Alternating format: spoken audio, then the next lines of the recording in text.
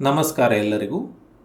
Basics of computers ಈ video ಸೀರೀಸ್ನ 9ನೆಯ ವಿಡಿಯೋಗೆ ತಮ್ಮೆಲ್ಲರಿಗೂ ಸ್ವಾಗತ. ಬನ್ನಿ ನಮ್ಮ ಕಲಿಕೆಯನ್ನು ಮುಂದುವರಿಸೋಣ. ಈಗ ನಾನು ಮೈಕ್ರೋಸಾಫ್ಟ್ ಎಡ್ಜನ್ನು ಓಪನ್ ಮಾಡ್ತೇನೆ. ಓಪನ್ ಮಾಡಿ amazon.in ಅನ್ನುವಂತಹ ಒಂದು ವೆಬ್ಸೈಟಿಗೆ ಹೋಗ್ತೇನೆ. ಹಾಗೂ ಇಲ್ಲಿ ಆ್ಯಂಟಿವೈರಸ್ ಅಂತ ಟೈಪ್ ಮಾಡಿ ಎಂಟರ್ ಒತ್ತುತ್ತೇನೆ. ಆಯಿತಾ? ಒತ್ತಿದಾಗ ನಮಗೆ ಹಲವಾರು ರಿಸಲ್ಟ್ಗಳು ಬರ್ತವೆ, ಸರಿ ಅಲ್ವಾ? ಈಗ ಆ್ಯಂಟಿವೈರಸ್ ಅಂತ ಉಂಟು, ಫೈರ್ ವಾಲ್ ಅಂತ ಉಂಟು. ಆಯಿತಾ? ಎರಡು ಇದ್ದಾವೆ, ಆ್ಯಂಟಿವೈರಸ್ ಹಾಗೂ ಫೈರ್ ವಾಲ್. ಇವೆರಡರ ನಡುವೆ ಇರುವಂತಹ ವ್ಯತ್ಯಾಸವನ್ನು ನಾನು ನಿಮಗೆ ತುಂಬ ಸುಲಭವಾಗಿ ಹೇಳ್ತೇನೆ. ಆಮೇಲೆ ಯಾಕೆ ನಮಗೆ ಆ್ಯಂಟಿವೈರಸ್ ಹಾಗೂ ಫೈರ್ ವಾಲ್ ಎರಡೂ ಬೇಕು ಅನ್ನೋದನ್ನು ಹೇಳ್ತೇನೆ, ಸರಿನಾ?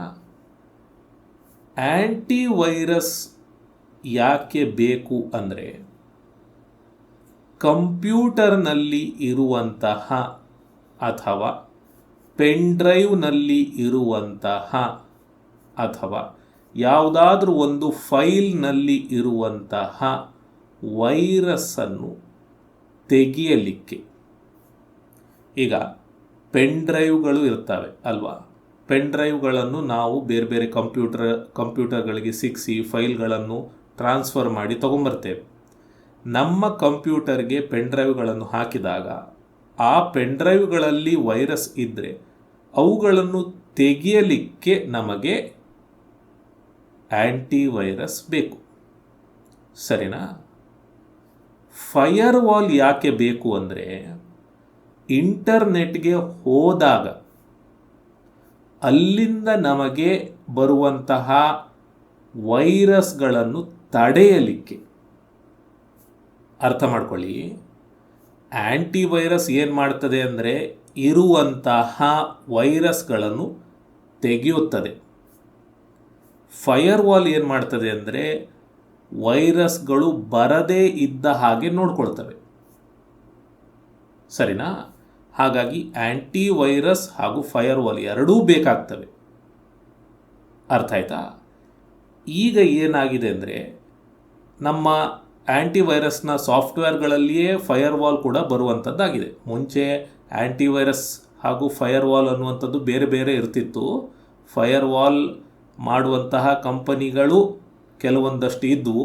ಅವುಗಳ ಆ್ಯಂಟಿವೈರಸ್ಸನ್ನು ಸಾಮಾನ್ಯವಾಗಿ ಬಳಸ್ತಾ ಇರಲಿಲ್ಲ, ಬೇರೆ ಆ್ಯಂಟಿವೈರಸ್ಗಳನ್ನು ಬಳಸ್ತಾ ಇದ್ದರು. ಆದರೆ ಈಗೇನಾಗಿದೆ, ಆ್ಯಂಟಿವೈರಸ್ ಹಾಗೂ ಫೈರ್ ವಾಲ್ಗಳನ್ನು ಒಂದೊಂದೇ ಕಂಪನಿಗಳು ಮಾಡ್ತಾ ಇದ್ದಾವೆ. ಆಯಿತಾ? ಇಲ್ಲಿ ನೋಡಿ, ಮೆಕೆಫೆ ಅನ್ನುವಂಥದ್ದು ಉಂಟು. ಇದು ಟೋಟಲ್ ಪ್ರೊಟೆಕ್ಷನ್ ಅಂತ. ಇದರಲ್ಲಿ ಆ್ಯಂಟಿವೈರಸ್ ಇಂಟರ್ನೆಟ್ ಸೆಕ್ಯೂರಿಟಿ ಸಾಫ್ಟ್ವೇರ್ ಅಂತ ಹಾಕಿದ್ದಾರೆ. ಅಂದರೆ ಇದರಲ್ಲಿ ಫೈರ್ ವಾಲ್ ಕೂಡ ಉಂಟು ಅಂತ ಅರ್ಥ. ಆಯಿತಾ? ಇನ್ನು ಇದು ನೋಡಿ, ಮೆಕೆಫೆ ಆ್ಯಂಟಿವೈರಸ್ ಅಂತ ಉಂಟು, ಆ್ಯಂಟಿವೈರಸ್ ಇಂಟರ್ನೆಟ್ ಸೆಕ್ಯೂರಿಟಿ ಅಂತ. ಆಯಿತಾ? ಇನ್ನು ಕೆಳಗೆ ಬಂದರೆ ಕ್ಯಾಸ್ಪರ್ಸ್ಕಿ ಉಂಟು.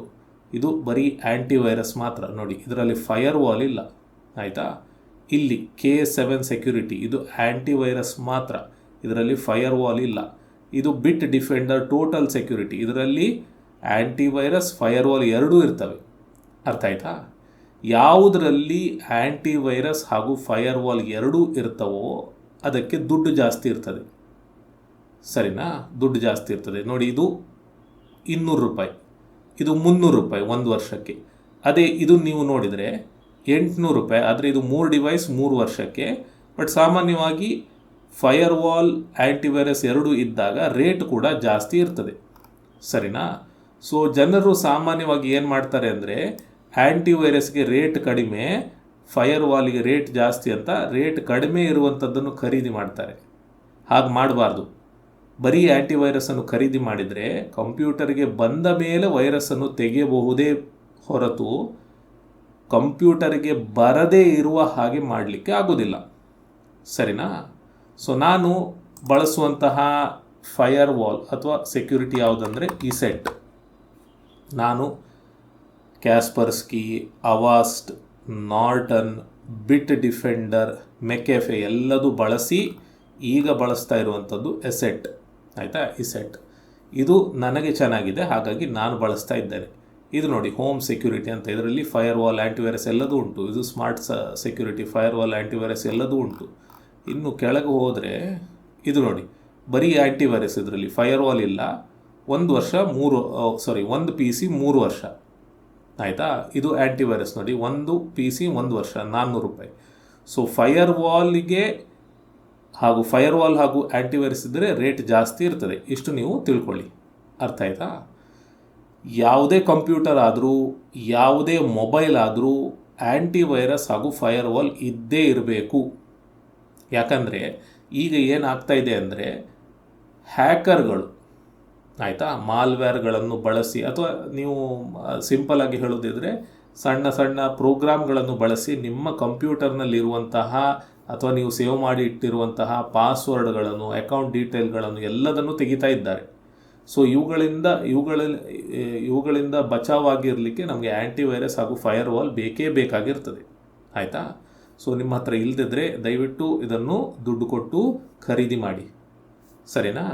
ಇನ್ನು ನಾನೀಗ ಇಲ್ಲಿ ಒಂದು ಸಾಫ್ಟ್ವೇರನ್ನು ಡೌನ್ಲೋಡ್ ಮಾಡ್ತೇನೆ. ಗೂಗಲಿಗೆ ಹೋಗಿ ಇಲ್ಲಿ ಸರ್ಚ್ ಮಾಡ್ತೇನೆ, VLC ಅಂತ ಸರ್ಚ್ ಮಾಡ್ತೇನೆ, ಆಯಿತಾ. VLC media player. ಇದೇನಪ್ಪ ಅಂದರೆ ವಿಡಿಯೋಗಳನ್ನು, ಆಡಿಯೋಗಳನ್ನು ಪ್ಲೇ ಮಾಡಲಿಕ್ಕೆ ಉಪಯೋಗಿಸುವಂತಹ ಸಾಫ್ಟ್ವೇರ್, ಸರಿನಾ.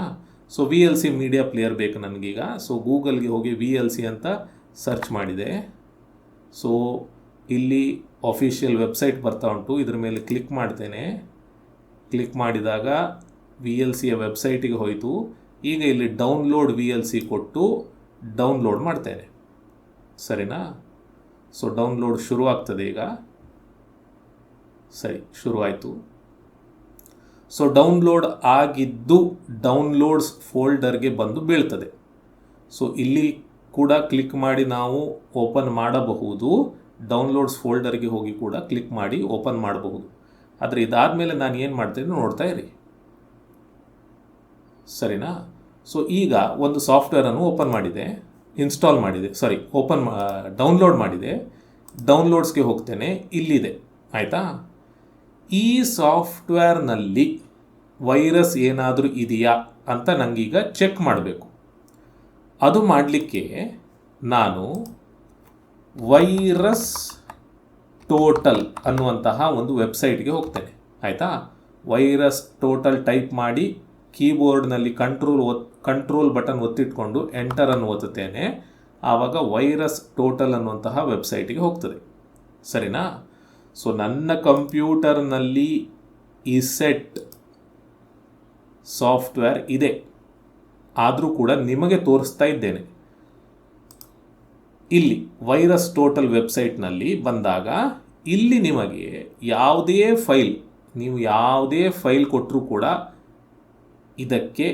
ಇದು ಆ ಫೈಲ್ನಲ್ಲಿ ವೈರಸ್ ಇದೆಯಾ ಅಂತ ಚೆಕ್ ಮಾಡಿ ನಿಮಗೆ ಕೊಡ್ತದೆ, ಸರಿನಾ. ಸೊ ನೀವು ಪೆನ್ ಡ್ರೈವಲ್ಲಿ ಏನಾದರೂ ಟ್ರಾನ್ಸ್ಫರ್ ಮಾಡಿ ತಂದಿರಬಹುದು, ಅಥವಾ ಯಾವುದಾದ್ರೂ ಫೈಲನ್ನು ನೀವು ಇಂಟರ್ನೆಟ್ಟಿಂದ ಡೌನ್ಲೋಡ್ ಮಾಡಿರಬಹುದು. ಏನೇ ಆದರೂ ಕೂಡ ನೀವು ಆ ಫೈಲ್ನಲ್ಲಿ ವೈರಸ್ ಇದೆಯಾ ಅಂತ ಈ ಒಂದು ವೆಬ್ಸೈಟನ್ನು ಬಳಸ್ಕೊಂಡು ಚೆಕ್ ಮಾಡಬಹುದು, ಆಯಿತಾ. ಸೊ ಇಲ್ಲಿ ಫೈಲ್ ಅಂತ ಉಂಟು, ನಾನು ಚೂಸ್ ಫೈಲ್ ಮೇಲೆ ಕ್ಲಿಕ್ ಮಾಡ್ತೇನೆ. ಕ್ಲಿಕ್ ಮಾಡಿ ಡೌನ್ಲೋಡ್ಸ್ ಆಪ್ಷನಿಗೆ ಹೋಗಿ ಇಲ್ಲಿ VLCಯನ್ನು ಡಬಲ್ ಕ್ಲಿಕ್ ಮಾಡ್ತೇನೆ. ಮಾಡಿದಾಗ ನಾನು ಡೌನ್ಲೋಡ್ ಮಾಡಿದ VLC ಸಾಫ್ಟ್ವೇರ್ನಲ್ಲಿ ಏನಾದರೂ ವೈರಸ್ ಇದೆಯಾ ಅಂತ ಚೆಕ್ ಮಾಡಿ ಇಲ್ಲಿ ಹೇಳ್ತದೆ ನೋಡಿ. ಸೊ ಇಲ್ಲೆಲ್ಲ ಅನ್ಡಿಟೆಕ್ಟೆಡ್ ಅಂತ ಉಂಟು, ಸರಿ ಅಲ್ವಾ. ಸೊ ಈ ಒಂದು ಫೈಲಲ್ಲಿ ಯಾವುದೇ ವೈರಸ್ ಇಲ್ಲ. ವೈರಸ್ ಇದ್ದರೆ ಇಲ್ಲೇ ಹೇಳ್ತದೆ ವೈರಸ್ ಇದೆ ಅಂತ ಹೇಳಿ, ಸರಿನಾ. ಸೊ ಈ ಒಂದು ಫೈಲ್ನಲ್ಲಿ ವೈರಸ್ ಇಲ್ಲ. ಸೊ ನಾನು ಇದನ್ನು ಇನ್ಸ್ಟಾಲ್ ಮಾಡಬಹುದು, ಅರ್ಥ ಆಯ್ತಾ. ಸೊ ಇದನ್ನು ನೀವು ಬಳಸುವಂಥದ್ದು ಒಳ್ಳೆಯದು. ನಿಮಗೆ ಯಾವಾಗ ಒಂದು ಸಾಫ್ಟ್ವೇರ್ನಲ್ಲಿ ವೈರಸ್ ಇದೆಯೋ ಇಲ್ವೋ ಅಂತ ಒಂದು ಸಂದೇಹ ಇರ್ತದೋ ಆವಾಗ ಈ ವೆಬ್ಸೈಟನ್ನು ಬಳಸಿ ಸ್ಕ್ಯಾನ್ ಮಾಡಬಹುದು, ಆಯಿತಾ. ಸೊ ಈ ಒಂದು ವೆಬ್ಸೈಟ್ ಏನು ಮಾಡ್ತದೆ ಅಂದರೆ ಎಲ್ಲ ಆ್ಯಂಟಿವೈರಸ್ಗಳಿಂದ ನಿಮ್ಮ ಫೈಲನ್ನು ಸ್ಕ್ಯಾನ್ ಮಾಡಿ ಯಾವುದರಲ್ಲಾದರೂ ವೈರಸ್ ಇದೆಯಾ, ಅಂದರೆ ನೀವು ಕೊಟ್ಟಂತಹ ಫೈಲಲ್ಲಿ ವೈರಸ್ ಇದೆಯಾ ಅನ್ನುವಂಥದ್ದನ್ನು ಹೇಳ್ತದೆ. ಸರಿನಾ? ಸೊ ಈಗ ನಾನು ಡೌನ್ಲೋಡ್ ಮಾಡಿದಂತಹ ಫೈಲ್ನಲ್ಲಿ ವೈರಸ್ ಇಲ್ಲ, ನಾನು ಅದನ್ನು ಇನ್ಸ್ಟಾಲ್ ಮಾಡಬಹುದು, ನಾನು ಮಾಡ್ತೇನೆ.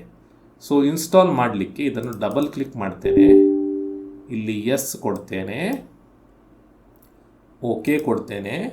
ಸಾಮಾನ್ಯವಾಗಿ ನೀವು ಸಾಫ್ಟ್ವೇರನ್ನು ಇನ್ಸ್ಟಾಲ್ ಮಾಡುವಾಗ ನೆಕ್ಸ್ಟ್ ಒತ್ಕೊಂಡು ಹೋದ್ರೆ ಆಯ್ತಷ್ಟೇ, ಆಯಿತಾ? ಸೊ ಇಲ್ಲಿ ನೆಕ್ಸ್ಟ್ ಒತ್ತುತ್ತೇನೆ. ನಿಜವಾಗಿಯೂ ಇದನ್ನು ಓದಬೇಕು, ಆದರೆ ಯಾರು ಇದನ್ನು ಓದೋದಿಲ್ಲ, ನೆಕ್ಸ್ಟ್ ಅಂತ ಕೊಡ್ತಾರಷ್ಟೇ. ಸರಿನಾ? ಸೊ ಇಲ್ಲಿ ಕೊಡ್ತೇವೆ. ಇಲ್ಲಿ ಏನಾದರೂ ಚೇಂಜ್ ಮಾಡಲಿಕ್ಕಿದ್ರೆ ಮಾಡಬಹುದು, ನನಗೇನು ಚೇಂಜ್ ಮಾಡಲಿಕ್ಕಿಲ್ಲ. ನೆಕ್ಸ್ಟ್ ಕೊಡ್ತೇನೆ. ಡೆಸ್ಟಿನೇಷನ್ ಫೋಲ್ಡರ್ ಅಂತ ಹೇಳ್ತಾ ಇದೆ. ಇದೇನು ಕೇಳ್ತಾ ಇದೆ ಅಂದರೆ ಯಾವ ಜಾಗದಲ್ಲಿ ಈ ಸಾಫ್ಟ್ವೇರನ್ನು ಇನ್ಸ್ಟಾಲ್ ಮಾಡಬೇಕು ಅಂತ, ಆಯಿತಾ? ಸೊ ಈಗ ನಾನು ಇಲ್ಲಿ ದಿಸ್ ಪಿ ಸಿ ಮೇಲೆ ಕ್ಲಿಕ್ ಮಾಡ್ತೇನೆ. ಮಾಡಿದಾಗ ಇಲ್ಲಿ ನನ್ನ ಕಂಪ್ಯೂಟರ್ನಲ್ಲಿ ಎಷ್ಟು ಜಾಗ ಖಾಲಿ ಇದೆ ಅನ್ನುವಂಥದ್ದು ತೋರಿಸ್ತದೆ. ಸೊ ಇಲ್ಲಿ 47 GB ಖಾಲಿ ಇದೆ. ಇಲ್ಲಿ ಎಷ್ಟಿದೆ? ಇಲ್ಲಿ 36 GB ಖಾಲಿ ಇದೆ. ಇಲ್ಲಿ 8 GB ಖಾಲಿ ಇದೆ. ಅಂದರೆ ಜಾಸ್ತಿ ಖಾಲಿ ಇರುವಂಥದ್ದು ಇಲ್ಲೇ. ಕೆಲವೊಮ್ಮೆ ಏನಾಗ್ತದೆ ಅಂದರೆ ಸಿ ಡ್ರೈವ್ನಲ್ಲಿ ಜಾಗ ಕಡಿಮೆ ಇರ್ತದೆ. ಆವಾಗ ನೀವೇನು ಮಾಡಬಹುದು ಅಂದರೆ ಡಿ ಡ್ರೈವಲ್ಲಿ ಇನ್ಸ್ಟಾಲ್ ಮಾಡಬಹುದು, ಆಯಿತಾ? ಸೊ ಡಿ ಡ್ರೈವಲ್ಲಿ ಇನ್ಸ್ಟಾಲ್ ಮಾಡಬೇಕು ಅಂತಾದರೆ ಬ್ರೌಸ್ ಕ್ಲಿಕ್ ಮಾಡಿ, ದಿಸ್ ಪಿ ಸಿ ಕ್ಲಿಕ್ ಮಾಡಿ, ಡಿ ಡ್ರೈವ್ ಮೇಲೆ ಕ್ಲಿಕ್ ಮಾಡಿ ಓಕೆ ಕೊಟ್ಟರೆ ಆಯ್ತಷ್ಟೇ.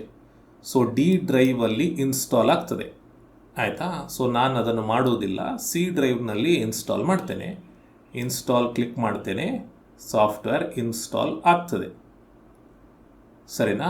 ಸೊ ಎಲ್ಲ ಸಾಫ್ಟ್ವೇರ್ಗಳನ್ನು ಹೀಗೆ ಇನ್ಸ್ಟಾಲ್ ಮಾಡುವಂಥದ್ದು, ಆಯಿತಾ? So run VLC media player ಅಂತ ಉಂಟು, ಅಂದರೆ ಈಗ ಓಪನ್ ಮಾಡು ಫಿನಿಶ್ ಒತ್ತಿದ ನಂತರ ಅಂತ. ಫಿನಿಶ್ ಒತ್ತಿದ ನಂತರ ನನಗೆ ಓಪನ್ ಮಾಡುವ ಅಗತ್ಯ ಇಲ್ಲ. ಸೊ ಫಿನಿಶ್ ಅಂತ ಹೇಳಿ ಟಿಕ್ ಮಾರ್ಕ್ ತೆಗೆದು ಕೊಡ್ತೇನೆ. ಸರಿನಾ? ಸೊ ಹೀಗೆ ನೀವು ಸಾಫ್ಟ್ವೇರನ್ನು ಇನ್ಸ್ಟಾಲ್ ಮಾಡಬಹುದು. ಈಗ ಇದನ್ನು ಕ್ಲೋಸ್ ಮಾಡ್ತೇನೆ.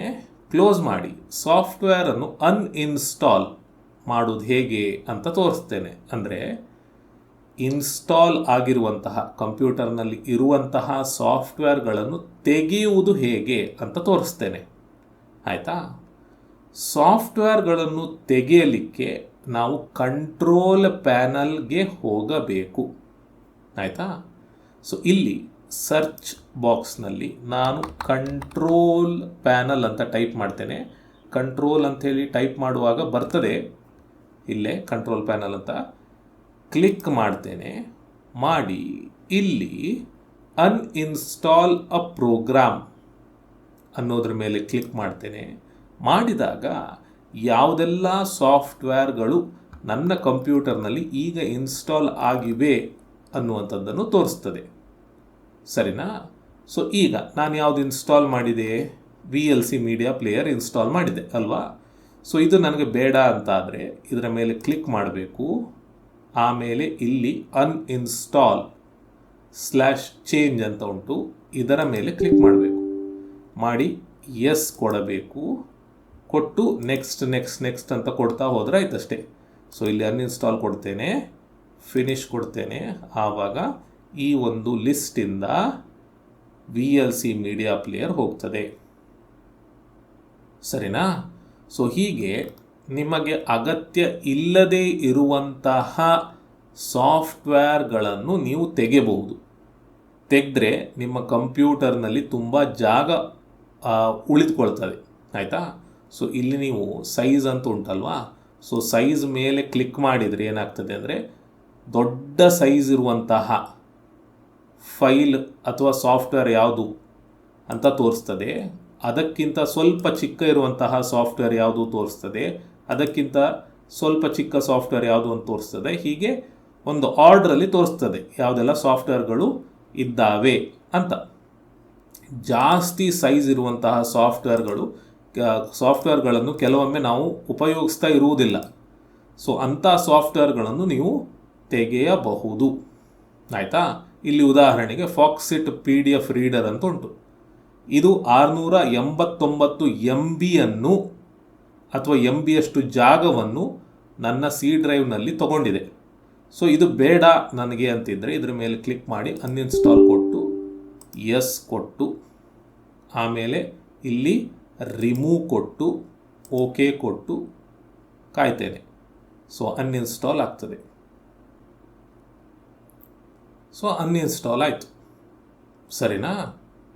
ಸೊ ಹೀಗೆ ನಾವು ಒಂದು ಸಾಫ್ಟ್ವೇರನ್ನು ಇನ್ಸ್ಟಾಲ್ ಮಾಡಬಹುದು, ಅನ್ಇನ್ಸ್ಟಾಲ್ ಮಾಡಬಹುದು. ಆಯಿತಾ?